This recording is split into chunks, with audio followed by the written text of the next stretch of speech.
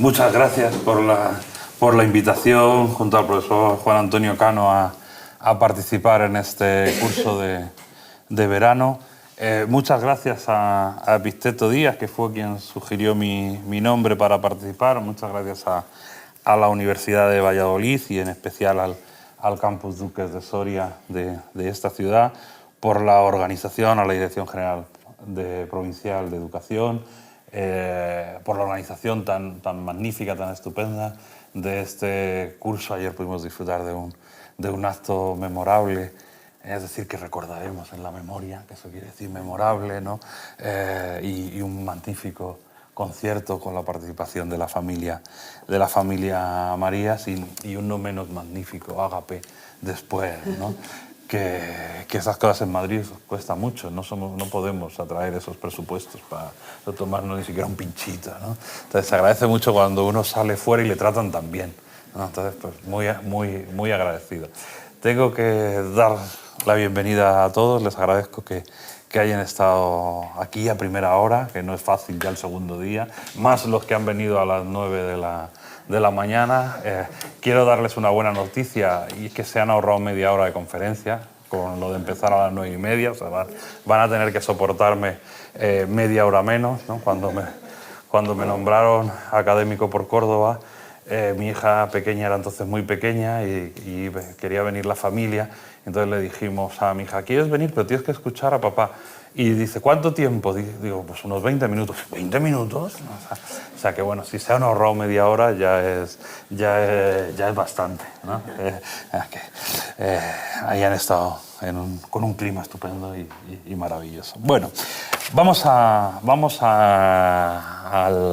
tema. Efectivamente voy a hablar de Julián Marías como intelectual y muy especialmente de Julián Marías como intelectual en los últimos años del franquismo y en los primeros de la transición, para lo que sin duda tendré que hacer algunas referencias previas a quién es Julián Marías en ese momento, aunque necesariamente pues reiteraremos cosas que ya se comentaron ayer, ¿no?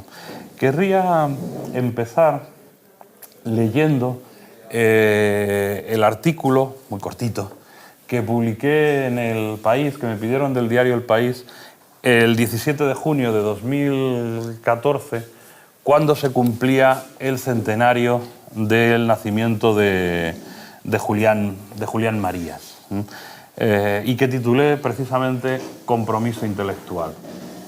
Dice, hoy, 17 de junio, hubiera cumplido 100 años Julián Marías, un español eminente. Nacido en Valladolid en 1914, se trasladó con su familia a Madrid, donde estudió filosofía durante los años de la Segunda República. Entre sus profesores, José Ortega y Gasset y Xavier Zubiri fueron los que mayor influencia ejercieron en su vocación. Terminó la carrera pocos días antes de que Franco diese un cruel golpe de Estado. La guerra civil marcó para siempre la vida y la trayectoria profesional de aquel joven, como la de otros muchos de aquella generación. Fiel a la República, fue colaborador aplicado del líder socialista y ujetista Julián Besteiro, que era catedrático de Lógica de la Facultad de Filosofía donde había estudiado Marías, ¿no? Con el que estuvo hasta el final, incluso cuando Julián Besteiro, buscó articular ingenuamente, en mi opinión, una incruenta paz pactada con las autoridades franquistas a través del Consejo Nacional de Defensa del coronel Casado, que ya se comentó ayer. Marías pasó, que también se comentó, por la cárcel y sufrió la persecución académica de una universidad que había decaído en la neoscolástica más tradicionalista. Su tesis sobre el Padre Grati fue suspendida, como se dijo ayer, en 1942 y no se le permitió dar clases en la Universidad Española, aunque el decano Sánchez Cantón le permitió volver a presentarla en 1951 y obtuvo la máxima calificación. En su exilio interior, que esto es algo de lo que hablaré y que ayer se pasó más bien por encima, pero creo que es importante resaltarlo, esta idea que Marías utiliza mucho del exilio interior, luego haré una referencia más concreta a qué llama él exilio interior, ¿no? En su exilio interior, Marías tuvo que ganarse la vida con traducciones, eso sí lo vimos, y con algunas lecciones en entidades como Aula Nueva, que funcionaba al margen del régimen. En realidad, Aula Nueva lo montan los hijos de Ortega, Soledad Ortega, José Ortega Espotorno, Miguel Ortega Espotorno, con Julián María, Dolores Franco y otros amigos, para dar clases para preparar el acceso a la universidad. Y especialmente clases de las cuestiones de la ciencia exactas. El hijo mayor de Ortega era médico, el hijo pequeño hizo ingeniería, agrónomo. Entonces, lo que daban eran fundamentalmente matemáticas. Eso va a ser lo que Marías y Ortega utilicen luego como apoyo legal para constituir el Instituto de Humanidades, ¿no? Porque ya estaba formalizado, ya estaba permitido por el régimen, entonces enganchan con Aula Nueva y así crean el Instituto de Humanidades sin necesidad de constituir una nueva entidad que tenía que someterse pues, a toda la legislación del régimen y que posiblemente hubieran denegado el permiso para que funcionase, ¿no? Aunque, bueno, evidentemente tuvieron que negociar con las autoridades franquistas, ¿no?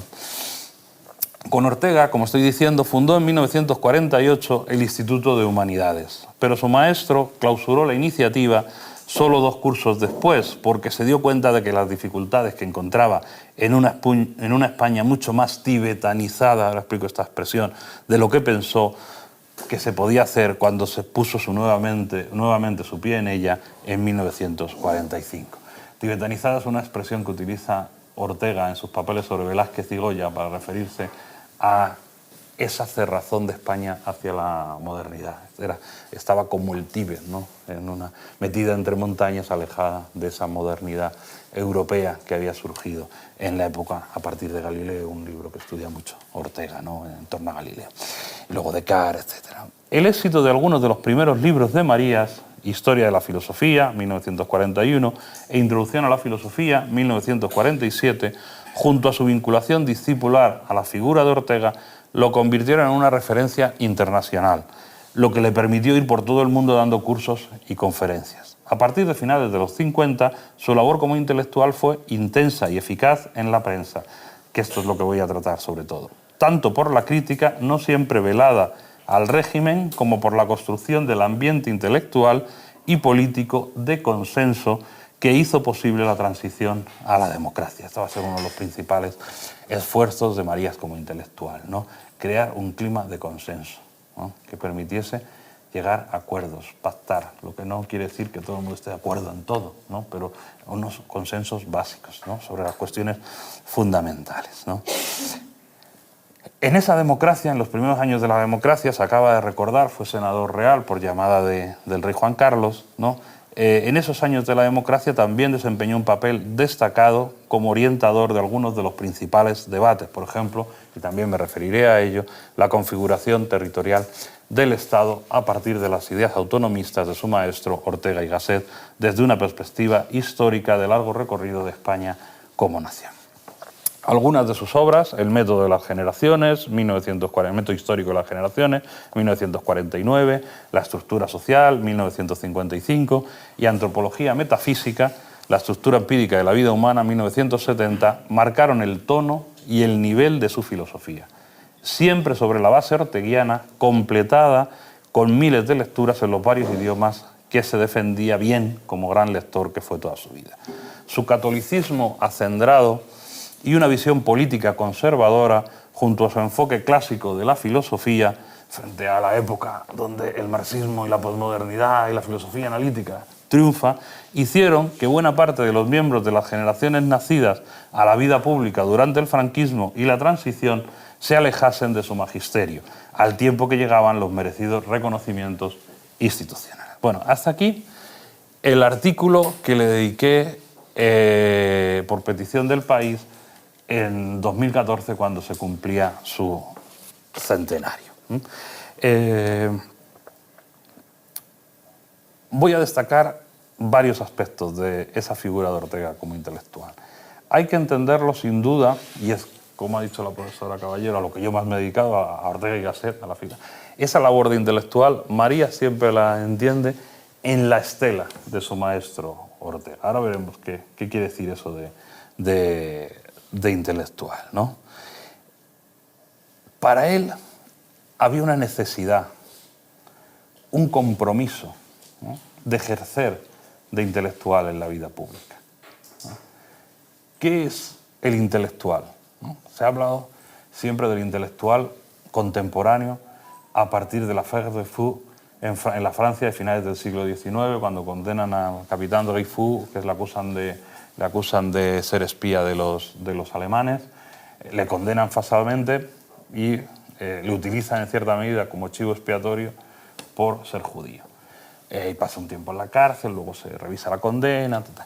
Bueno, y ahí, como saben, Francia se divide entre los Dreyfusards y los anti-Dreyfusards, ¿no?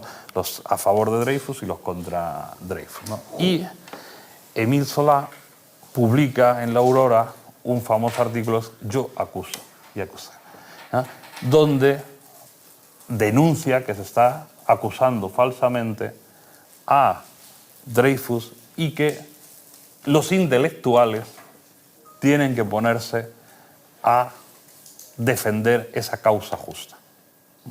Bueno, se ha discutido mucho sobre si surge ahí la palabra intelectual. Unamuno, por ejemplo, es uno de los primeros que utiliza la palabra intelectual en este sentido. Yo me preocupé en un texto que publiqué de hacer un estudio sobre el uso de intelectual en los diccionarios históricos de la lengua, y en realidad ya antes de finales del siglo XIX en español ya se utilizaba intelectual como sustantivo, no solo como adjetivo. Bueno, esos debates lingüísticos ahora nos interesan relativamente poco. Lo que me interesa destacar es esa figura del intelectual contemporáneo que, siendo individual, actúa de forma colectiva, siempre busca el apoyo de otros intelectuales. O sea, los intelectuales, por mucho que hable una voz, se presentan en público como un conjunto, ¿no? Nosotros, los intelectuales, la inteligencia del país, queremos decir que están acusando a Dreyfus falsamente, ¿no? O Ortega, 1914, que la restauración es un panorama de fantasmas, ¿no? Y que hay que ir a unas cortes constituyentes, ¿no? Hay que ir a un nuevo régimen, ¿no? Bueno, ¿qué es lo que hace el intelectual contemporáneo frente al pensador clásico? ¿No? El pensador clásico, cuando ha tenido un perfil medianamente público, lo que ha intentado es ejercer influencia con el poder a través de su proximidad al mismo poder. Las cartas a los reyes, ¿no? La educación de los príncipes, ¿no? Bueno, desde Aristóteles, ¿no? Educando a Alejandro Magno. Bueno, esa ha sido la figura del pensador tradicional. ¿Qué es lo que caracteriza al intelectual? Que esa proximidad al poder, en un momento donde está surgiendo una sociedad de masas, ya no es tan fácil. Ya no es tan fácil llegar al rey. Ya no es tan fácil llegar al presidente del Consejo de Ministros, como se llamaba en la España de finales del siglo XIX, ¿no? Entonces, y además, ya no siquiera es lo más importante, porque lo que hay que hacer es movilizar la opinión pública. Hay que convencer a la opinión pública de nuestras ideas, ¿no? Para transformar esa opinión, ¿no? Y que esas ideas que nosotros tenemos sobre cómo hay que transformar la nación, cómo hay que hacer una nueva política, cundan, ¿no? Claro, estamos en una sociedad, finales del siglo XIX, cuando surge esa figura del intelectual contemporáneo, que, aunque ya está apareciendo la sociedad de masas, el público culto lector que tiene acceso, todavía no existe ni la radio ni la televisión, es todavía pequeño, ¿no? Entonces, los 1000 que leían la prensa hacía Baroja, ¿no? En toda España, ¿no? Los periódicos a diario, ¿no? Bueno, todavía era relativamente fácil ejercer esa. Según va progresando la sociedad de masas, surgen los partidos de masas, esa influencia del intelectual en la vida pública se complica. Ahí va a surgir, que luego lo analizará mucho Gramsci, la idea del intelectual orgánico, ¿no? El intelectual que habla como voz de un partido o como voz de una iglesia. Bueno, en esa órbita es en la que tenemos que entender, y siguiendo, insisto, la estela de su maestro Ortega, la figura de Marías como intelectual. ¿Qué es lo que va a intentar Julián Marías después de la guerra, sobre todo a partir de los años 50, que es cuando empieza a publicar en prensa, al principio fuera de España, porque en España no le dejan publicar, no le dejan hueco para publicar, incluso algún artículo se le prohíbe publicar en España, y muy especialmente ya a partir de los años 60, pues lo que va a intentar es influir con sus ideas en la transformación de la opinión pública.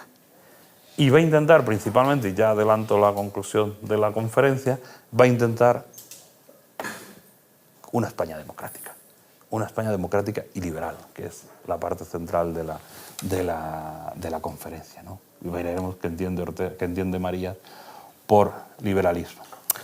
A diferencia de su maestro Ortega, Julián Marías va a ser un intelectual mucho más individual.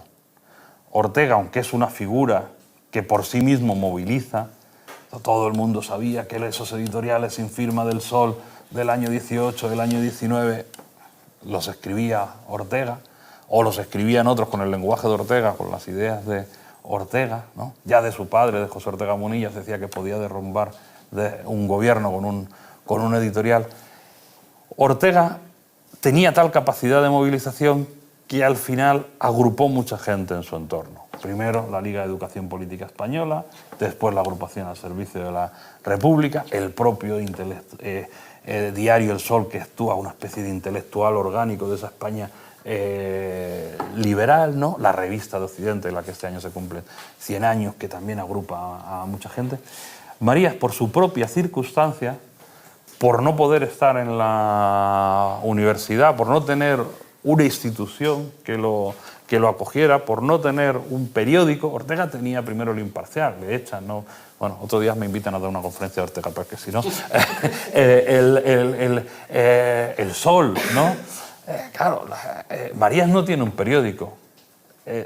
Tuvo una influencia muy grande en la formación del país que, como saben, constituye, entre otros, pero principalmente, el hijo menor de Ortega, José Ortega Espotorno, pero ahí va a salir un grupo enfadados, ¿no? Entre Polanco, contra Cebrián, que son los que luego van a aparecer como los fundadores del país, pero el fundador principal fue José Ortega Espotorno. Ahí hay todo un lío con acciones y tal, no me voy a detener en eso. Ahí Julián Marías, con un grupo que en gran medida venía de esos herederos del liberalismo orteguiano, o eso que se ha llamado con un oxímoron falangistas liberales. Falangismo y liberalismo no casan, no son compatibles, pero se ha llamado así, nos entendemos con eso. Bueno, ahí Marías podía haber ejercido una figura de intelectual más próxima a la de su maestro Ortega, ¿no? Porque tenía un periódico a su servicio. Pero no tenía ni mucho menos la influencia que Ortega tuvo en El Sol, y además enseguida va a salir, ¿no? Y va a publicar principalmente en el ABC, ¿no? A partir de un determinado momento se hicieron muchos esfuerzos para que Marías volviese al país, pero al final eso no se arregló, ¿no? Y hubo un grupo que se enfadó mucho con la línea de Cebrián y de Polanco en el país. Bueno, hay un texto de Ortega y Gasset de 1941-42, si no recuerdo mal, que se llama El intelectual y el otro.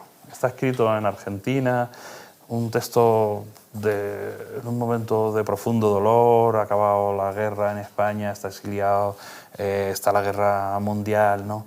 Y utiliza intelectual y otro como categoría, lo escribe en mayúsculas. Y dice que se ha dado cuenta que él, como intelectual, ha ido toda su vida buscando la verdad, y que la verdad no le interesa a la gente. Al otro no le interesa la verdad. El otro se puede vivir, se acostumbra a vivir, si no en la mentira, por lo menos en algo que sea verosímil, pero no quiere llegar al fondo de las cosas, no quiere conocer la verdad. Según Ortega, el intelectual tiene como principal función, lo digo ahora con terminología de Marías, conocer la realidad, ¿no? Conocer la realidad tal cual es y explicarla, exponerla.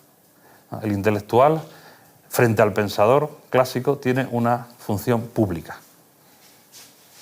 de ejercer ese poder de la palabra en la prensa, en los medios de comunicación. Cómo las redes sociales han distorsionado todo esto es para otra conferencia. Pero bueno, si luego alguien pregunta, puedo dar mi opinión, ¿no? Entonces, Marías va a ser desde muy joven, porque ha vivido todo ese ambiente de la Facultad de Filosofía y Letras de los años de la República, donde hay tantos intelectuales, ¿no? Morente, Fernando de los Ríos, Julián Besteiro, ¿no? Todos publican también en la prensa, ¿no? Su maestro, Ortega Unamuno, que ya vimos ayer, va a ser para él una referencia, aunque no sea su maestro directo. Tiene muy claro, Marías desde muy joven, que tiene que ejercer esa función de intelectual en la circunstancia que le ha tocado, que no es una circunstancia fácil, ¿no? Y tiene que cantar, tiene que predicar su verdad, cómo él ve la realidad, por mucho que esa realidad que él ve contraste con la que se vive en la España de esos años, ¿no? Bueno, si algo destacaría, creo que tengo 3/4 de hora, o por ahí, no sé, cuando me pase, no he mirado, me avisas, ¿verdad? Bueno, porque verán que ya me he salido del texto y entonces luego recuperarlo no es fácil. Si algo destacaría, y se dijo ayer, de la figura de Marías en general en su vida, pero muy especialmente como intelectual, es su valentía. Marías fue valiente. Le vemos un señor no muy grande, chiquitito, no muy fuertote, ¿no? O sea, no tenía pinta de ser el que se defendía bien en el colegio, en el patio del colegio, ¿no? Pero luego es un hombre muy valiente en su toma de decisiones, ¿no? Primero, en la guerra, que como Unamuno la llamaba, era incivil, no civil, no era una guerra ciudadana, sino una guerra incivil, ¿no?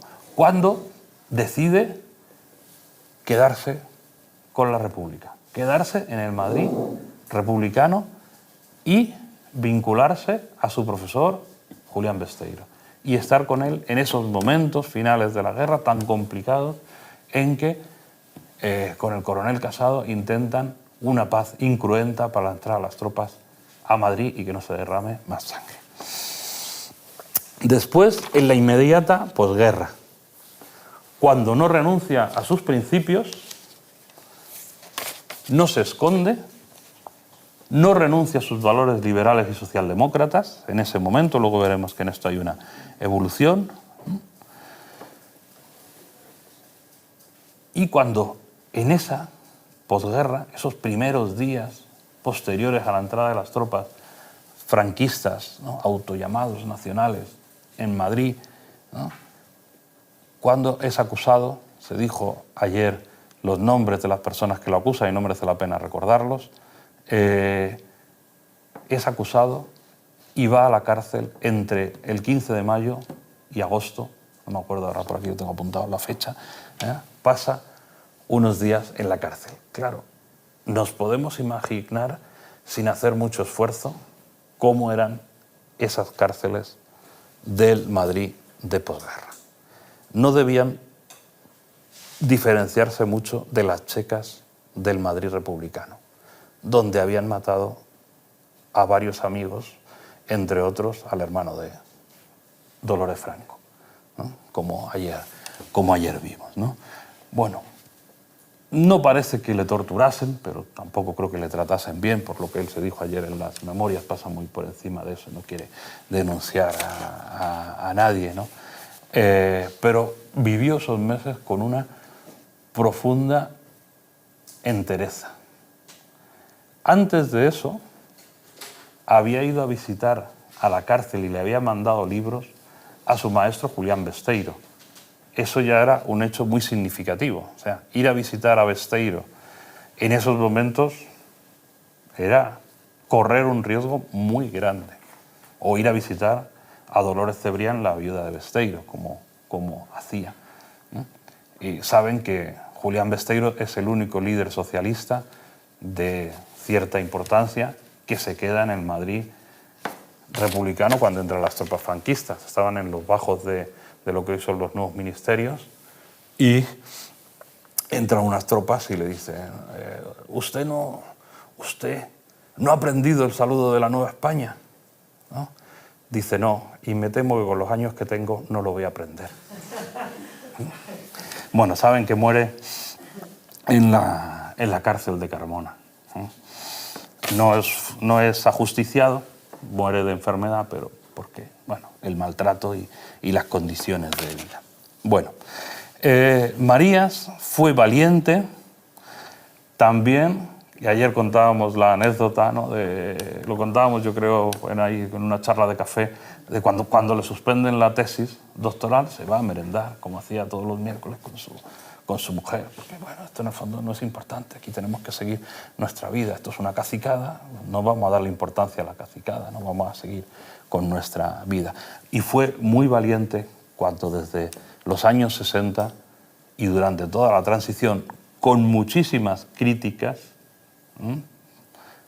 ejerció su labor de intelectual. Luego haré alguna referencia a esas críticas. Bueno, a esa cárcel del Madrid de la posguerra fue a visitarle Soledad Ortega, que era de su misma generación, los dos nacidos en 1914. Tenían su recelo entre ellos. Yo tuve mucho trato con doña Soledad cuando empecé a hacer la biografía de Ortega. Y con los años se había enfriado un poco esa buena relación que habían tenido de jóvenes, ¿no? Pero bueno, le seguía teniendo aprecio a su calidad intelectual, ¿no? Ahí las polémicas entre los discípulos orteguianos ya son anteriores a la muerte de Ortega, ¿no? Y bueno, ahí hay muchas rencillas de muchas historias, ¿no? Y pues Soledad va a visitarlo a la cárcel, y va a visitarlo a la cárcel con un encargo que es que traduzca libros para Revista Occidente. José Ortega Espotorno ha entrado con las tropas franquistas en Madrid. Lo primero que ha hecho ha sido irse a la Gran Vía número 7 a ver cómo está la oficina de Revista Occidente. No les van a dejar publicar la Revista Occidente a la familia Ortega hasta 1963, ya muerto Ortega, pero sí recuperar la editorial. Entonces, muchos de los traductores estaban en el exilio o habían muerto durante la guerra y están buscando nuevos traductores. Entonces, uno de los primeros que piensan es el joven Julián Marías, ¿no? Y va a Soledad, que además saben que no tiene de qué vivir, ¿no? Y va a Soledad a la cárcel a encargarle que haga traducciones.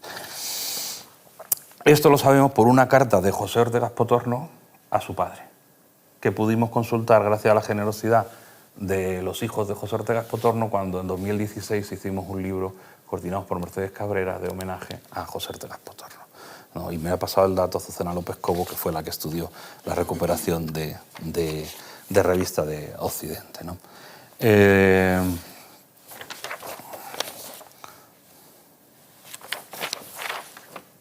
Están mal ordenadas. Bueno,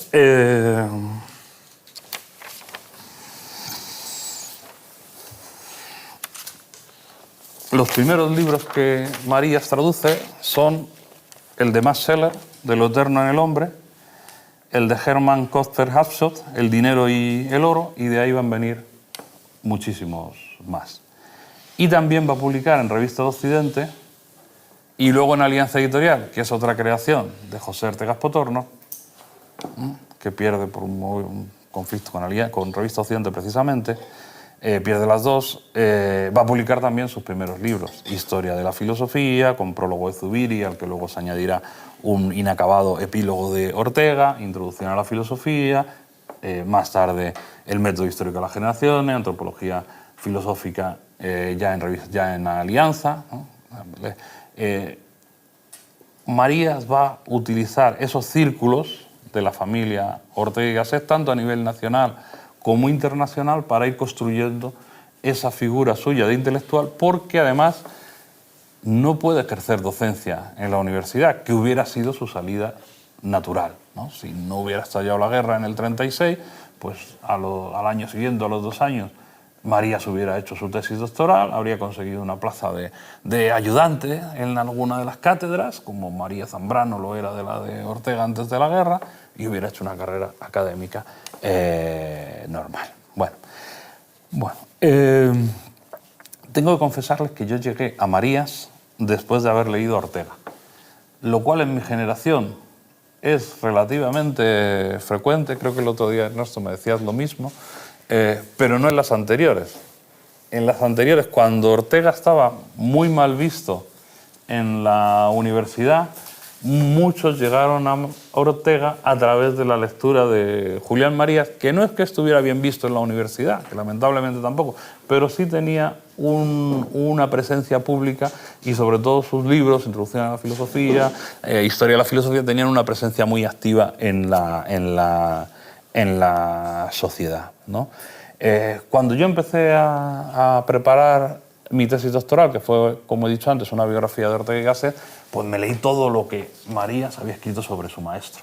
Ortega y la idea de la razón vital, que es el primero, Ortega, circunstancia y vocación, Ortega y las trayectorias, Ortega y las tres antípodas, un ejemplo de intriga intelectual, etcétera, etcétera, además de los muchos comentarios que sobre Ortega hay en las memorias de las que habló ayer el profesor Díaz, y claro, las principales obras filosóficas de Marías, que ya he citado, Antropología Metafísica, el método histórico de las generaciones, etcétera, etcétera. Me leí también toda la correspondencia entre ellos, y también la correspondencia de Dolores Franco con Ortega, correspondencia de la que hizo una mezquina utilización Gregorio Morán hace unos ya bastantes años, más de 20, porque el tiempo pasa deprisa, ¿no?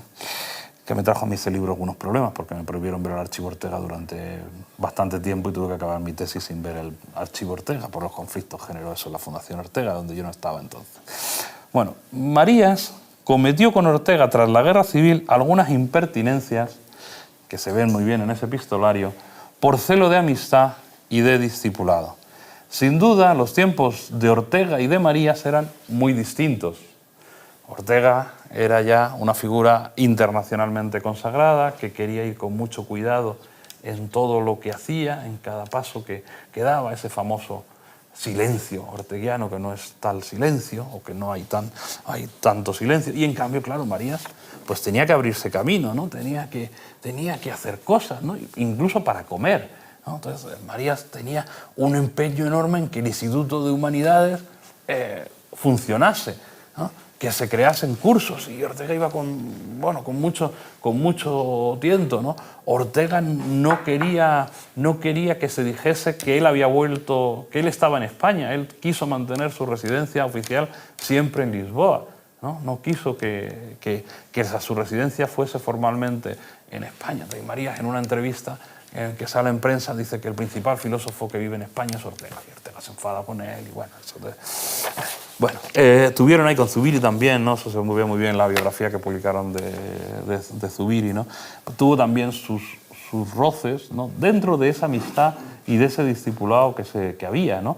Que eso es lo que hay que entender, ¿no? Cuando uno analiza los epistolarios, ¿no? de la gente, ¿no? Bueno, Marías tenía que buscarse su forma de vida, tenía que tener una presencia. Eran tiempos muy distintos para Ortega y para Marías, ¿no?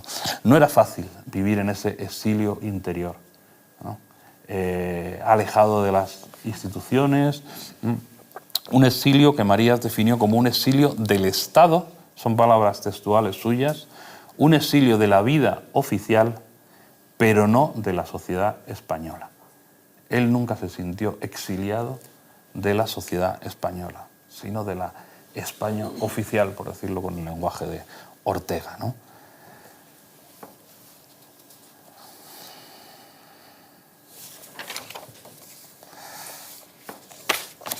Una de esas impertinencias de Marías con Ortega es cuando quiere que vaya a los encuentros de Gredos, donde hacían ejercicios espirituales. Claro, hay que leer lo que había dicho Ortega sobre los jesuitas en las cartas a su novia, ¿no? Diciéndole que no fuera a los ejercicios ignacianos y tal. para entender lo que Ortega pensaba de los jesuitas, ¿no? Y pensar que Ortega iba a ir a hacer ejercicios espirituales, ¿no? Y era una España tan patológica, ¿no? Que se hacían misas para la salvación del alma de Ortega, ¿no? Bueno, el intelectual y la verdad. A María se le ha estudiado poco académicamente, salvo excepciones, aunque en los últimos años han ido saliendo publicaciones muy importantes como la del profesor Baltar que nos acompaña, ¿no? Pero no ha impregnado, como no lo hizo tampoco su maestro Ortega durante muchas décadas, el ambiente filosófico de nuestras universidades. Sí se le ha leído, en cambio, por un público amplio, no académico. Si las próximas generaciones no leen a Marías, será una injusticia. Como lo ha sido que no lo hayan leído los universitarios como universitarios, quiero decir, como estudiantes de una carrera, como hacedores de tesis doctorales o como profesores que preparan sus clases para explicar la materia a los alumnos. Aunque esto se ha ido corrigiendo, como digo, en los últimos años. Nos podemos imaginar la influencia y lo distinta que podía haber sido la Universidad Española si Marías hubiera tenido una presencia activa en ella, ¿no? Con esos dos grandes libros que ya hemos citado tantas veces, ¿no? Julián Marías dedicó toda su vida a una de las más finas labores intelectuales: mirar la realidad y analizarla responsable y sinceramente. Eso es algo en lo que él insiste mucho, ¿no? Hay que ser sinceros. O sea, uno tiene que ser, sobre todo, sincero consigo mismo. Cuando uno, como filósofo, analiza la realidad, tiene que reconocer lo que ve en la realidad. Por mucho que esa realidad no le guste, ¿no? No le corresponde inventarse otra realidad. Puede intentar transformar esa realidad a través del pensamiento que de ese conocimiento cierto de la realidad se hace, ¿no? Pero lo que no puede hacer nunca un filósofo es engañarse a sí mismo, ¿no? Entonces, una de las características de Marías como intelectual es ese reconocimiento sincero de cuál es la realidad, de esa realidad que evidentemente iba cambiando en cada momento, ¿no? Desde los años 50 escribió con bastante frecuencia en la prensa y después esos artículos compusieron libros en los que su autor analizó la cultura española y universal y la circunstancia política, muchas veces bordeando censuras nada agradables. Si hoy muchos de los que tanto le han criticado leyeran justamente, es decir, con justicia, las meritorias páginas en las que analiza y sugiere rutas liberalizadoras y democráticas en los últimos años del régimen de Franco y en la transición, en libros como donde se recogieron estos artículos, ¿no? La España Real, 1976, La devolución de España, 1977, España en nuestras manos, 1978, y 5 años de España, 1981, seguro que estos, que lo leyeran hoy con ojos distintos a los que le criticaban en ese momento, no podrían más que compartir muchos de sus análisis y de sus aciertos. Estas revisiones históricas, biográficas, son convenientes y es bueno que cada uno las haga en solitario, pues no se trata de expiar culpas en público, de hacer examen de conciencia, como hizo don Pedro Laín y se le criticó tanto, ¿no? Si algo tenía claro Marías, como su maestro Ortega, es que el intelectual no puede ser hombre de partido. A Ortega, sus discípulos, en 1930, que era un año, como ha dicho Santos Juliá en su Historia de las dos Españas, había que definirse, ¿no? Había que decir si uno era monárquico o republicano, ¿no? Los jóvenes discípulos de Ortega, María Zambrano, José Antonio Maraval, Lucis del Corral, entre otros, ¿no?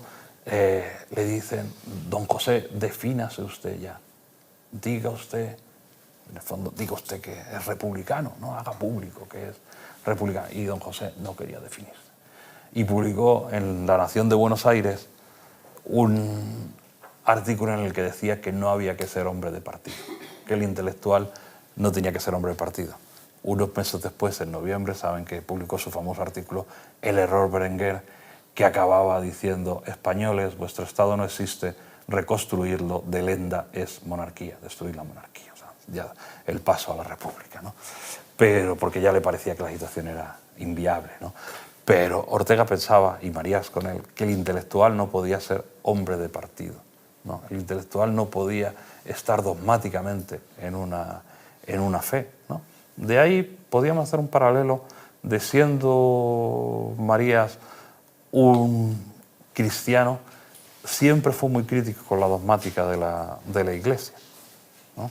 Siempre pensó que había que tomar distancia de la jerarquía eclesiástica, ¿no? Nunca he comprendido, escribe Marías, cómo un intelectual puede identificarse con un partido político. Podrá sentir simpatía por él, pensar que conviene al país su predominio, pero si es intelectual, no puede menos de ver que es esencial que coexista y conviva con los demás. Partido, decía Lord Acton, viene de parte, habrá otra parte, entonces, ¿no? Que haya, además de él, además de ese partido, otras cosas, otras propuestas y soluciones, otras formas de humanidad. Al intelectual le complace todo lo que es real, todo lo que es verdadero, y lo único ante lo cual siente hostilidad es su suplantación, la falsificación, ¿no? En suma, añade Marías, hay que sentir asco ante la falsificación de la realidad. La falsificación le irritaba, tanto la que nacía de la política como la que procedía de la prensa. Refiriéndose a la prensa, escribe: lejos de ser algo visceral y profundo, la realidad que se muestra en las columnas del diario es algo azaroso. Imagínense, esto estaba escrito en los 70, ¿no? Imagínense hoy, ¿no? Lejos de ser algo visceral y profundo, la realidad que se muestra en las columnas del diario es algo azaroso, reciente, improvisado, magnificado por la publicidad, por la noticia difundida una vez y otra, por el incesante comentario. Marías denunciaba que los medios construían una realidad que no tenía que ver con la realidad que la gente vivía, que era una artificialidad, no era una realidad. Pero creía ingenuamente en 1974 que se estaba llegando, fíjense, a un punto de saturación, que iba a producir un tedio ante la estupidez. No sé si el tedio se ha producido, pero la estupidez sigue ahí, ¿no? Sin duda, ¿no?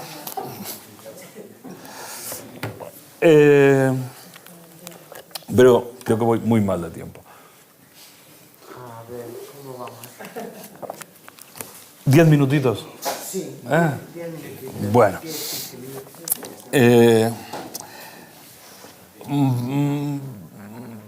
Esta parte se titula La senda liberal, ¿no? Porque además esa idea de vía, de camino, es muy importante en la filosofía de Marías, siguiendo en esto a su maestro, ¿no? Es algo que se va haciendo, ¿no? La vida no es un ser, sino un siendo, ¿no? El ser liberal no es una cosa que esté hecha perpetuamente, sino que se va haciendo, ¿no? En muchas ocasiones Marías se autodefine como liberal. Habla en muchas ocasiones de el temple fundamental del liberalismo. Lo define en alguna ocasión, yo no estoy muy de acuerdo con la primera palabra, como melancolía entusiasta, ¿no? El liberalismo es una melancolía entusiasta. Insistía mucho en que había que recuperar el sentido prístino, es decir, originario, de la palabra liberal, que es, como lo utiliza Cervantes, liberalidad, desprendimiento, ¿no? Dice en alguna de sus novelas, los soldados españoles eran muy liberales, y es que estaban dispuestos a ayudar a otros, ¿no? En Italia, ¿no? En los Países Bajos, ¿no? El liberalismo nace, según Marías, de una profunda confianza en la bondad metafísica del hombre, en su capacidad de hacer el bien, de respetar a los demás. Comparto con Marías el calificativo de que el liberalismo es entusiasta, pero no comparto el sustantivo. No es melancolía, sino esperanza. Cuestión distinta es que el sistema político denominado liberal y que se viene configurando en distintas versiones desde el siglo XVIII, y especialmente el liberalismo económico, está fundamentado sobre la creencia en la bondad, humana, o más bien parte de la antropología hobbesiana. Perdón. Si el liberalismo económico está fundamentado no sobre la creencia en la bondad humana, o más bien parte de la antropología hobbesiana del Homo hominis lupus est, es decir, en una concepción negativa de la antropología humana, de que solo se busca el propio interés, que en eso Locke y Hobbes no están tan distantes. Para Marías, desde la base del racionalismo histórico de Ortega, la vida humana es intrínsecamente libre. Consiste en libertad, es frase suya. Pero esta no es solo una condición jurídica, sino un hacer en una determinada situación. Tan importante como la libertad que uno tiene es la libertad, salió ayer, que uno se toma. Hay que tomarse la libertad, hay que ejercer la libertad. No solo tener los derechos y libertades, sino ejercerlos. No solo tener la libertad de expresión, sino ejercerla, ¿no? Y esto especialmente en los momentos en los que las circunstancias de la vida ofrecen un panorama político y social exento de libertades. Y así lo hizo valientemente Marías durante el franquismo. Marías siempre se tomó esa libertad que a veces las circunstancias no permitían o no facilitaban. Voy a poner dos ejemplos muy significativos de tiempos distintos. El primero, en el Madrid republicano de la guerra, Marías escribe en el ABC incautado un artículo criticando que la calle Príncipe de Vergara había pasado a denominarse 18 de julio. Y lo dice muy veladamente, ¿no? Claro, mataban con bastante frecuencia, ¿eh? Entonces había que decir las cosas con un poquito de cuidado. Dice, hombre, los que han cambiado el nombre de la calle desconocen que el general Espartero, el príncipe de Vergara, es uno de los baluartes del liberalismo español que ha permitido que tengamos un régimen de libertades. Sí, ¿eh? Lo desconocen. ¿Y por qué ensalzan el 18 de julio, que es un golpe de Estado contra la República? En realidad no exaltaban el golpe de Estado contra la República, exaltaban la revolución social que había empezado el 18 de julio, ¿no? Bueno, 1962, pleno franquismo. Ya, bueno, la época del desarrollo, un poco más suave, ¿no? Escribe Marías en la prensa: el único problema grave de España es el de ella misma. Quiero decir, salvar su concordia, tantas veces rota y siempre amenazada. Respetar la multiplicidad de elementos, regiones, grupos sociales, intereses, opiniones, de que su unidad se nutre, sin intentar sustituir una unidad viviente, aquí están las categorías de su filosofía, por un inerte bloque monolítico, abrirle el futuro que es reino de libertad. Bueno, no cabe en menos palabras una posición más rotunda y frontal al régimen de Franco. Frente a la unidad ficticia y monolítica del movimiento nacional, la unidad viviente basada en la pluralidad de regiones, grupos sociales, intereses y opiniones que permitiera una concordia, 1962, una concordia real entre los españoles para que pudiese proyectarse en el futuro la libertad. Es muy interesante ver por qué Marías se quedó en España. Como me queda poco tiempo, no voy a leerlo porque es un texto largo, pero se lo resumo, ¿no? Dice, mira, cuando estalla la guerra, en julio del 36, dice, lo primero que me digo es, qué barbaridad, ¿no? La situación no era para una guerra civil, ¿no? Pero se dice también, y cuando termina la guerra, esto es lo que hay. La vida no puede ser una epogé husserliana. No podemos poner la vida entre paréntesis.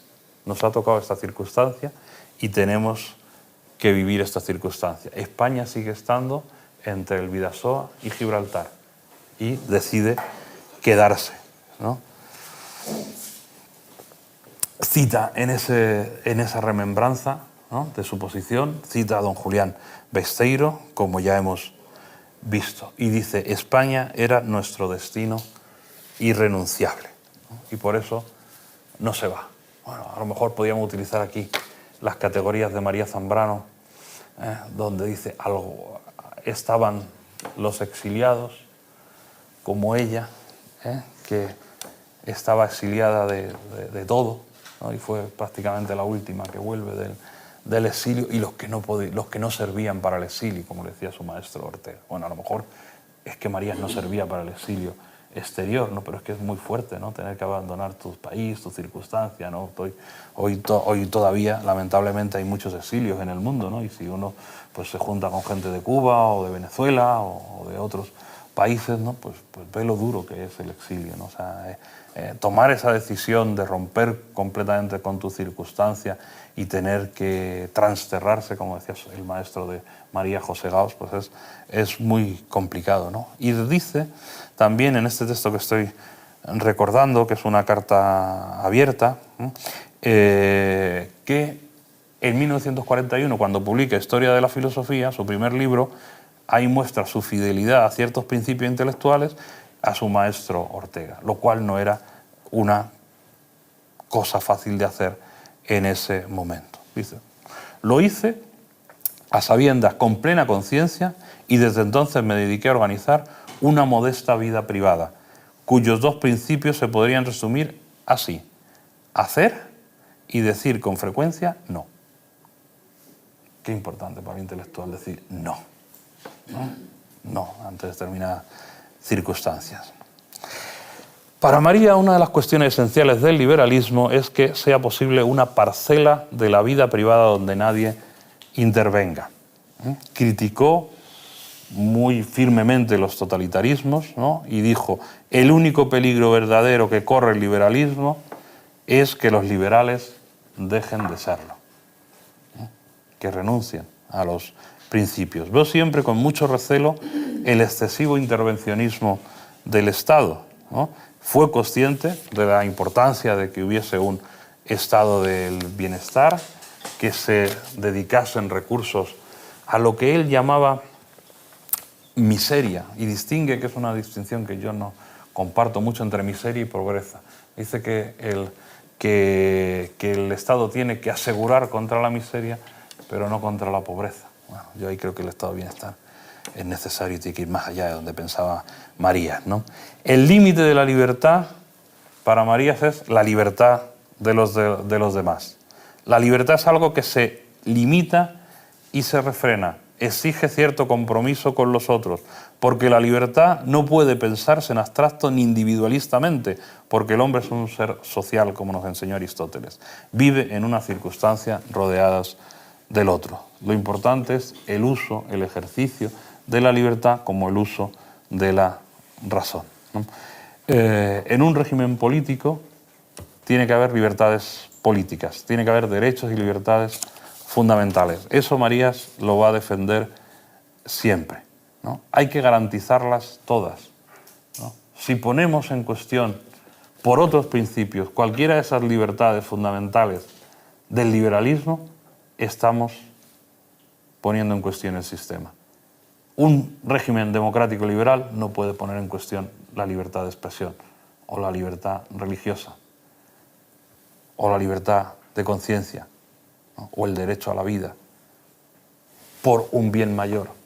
Bueno, esto nos podría llevar a hablar del populismo largamente, ¿no?, que es en lo que ahora ando metido, ¿no?